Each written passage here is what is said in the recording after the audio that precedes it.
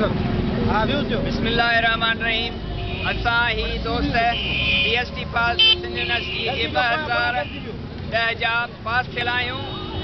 असा highly qualified masters degree रखंदड़ आहियूं। 60 ऐं उन खां मथे 70-80 सैकड़ो ताईं असांजा दोस्त ही वेटिंग लिस्ट ते वेठा आहिनि। असांखे ऑफर ऑर्डर जारी न कया विया आहिनि। इहो हिकिड़ो माना असांखे हिकिड़ो आसरे में रखियो वियो आहे त तव्हां वेटिंग ते आहियो। उनखे 2 साल 3 साल गुज़री विया आहिनि, असांखे ऑर्डर नथा ॾिना वञनि। हाणे रिसेंटली 98 वारा जेके रीइंस्टेट करे रखिया विया आहिनि, जॾहिं त पोस्टूं न हुयूं त उन्हनि खे किथां रखियो वियो आहे। असांखे ॿुधायो वञे त हीअ कहिड़े क़िस्म जी मेरिट हली रही आहे।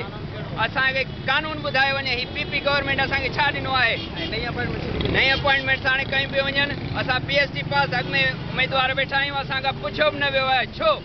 We are the highly qualified persons having above 60 and more than 60%, and we are waiting. We are not been given any order. Why? What is the reason behind it to the government, PP of government?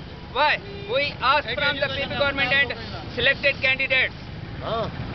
असां एहतजाज था कयूं, असां पंहिंजो हक़ था घुरूं। असांखे पंहिंजो हक़ ॾिनो वञे न त असां पंहिंजे एहतजाज जो दाइरो अञा वधाए छॾींदासीं। असां पंहिंजे अॼु डिग्रियूं साड़ियूं था, सुभाणे पंहिंजे पाण खे साड़े छॾींदासीं। न त असांखे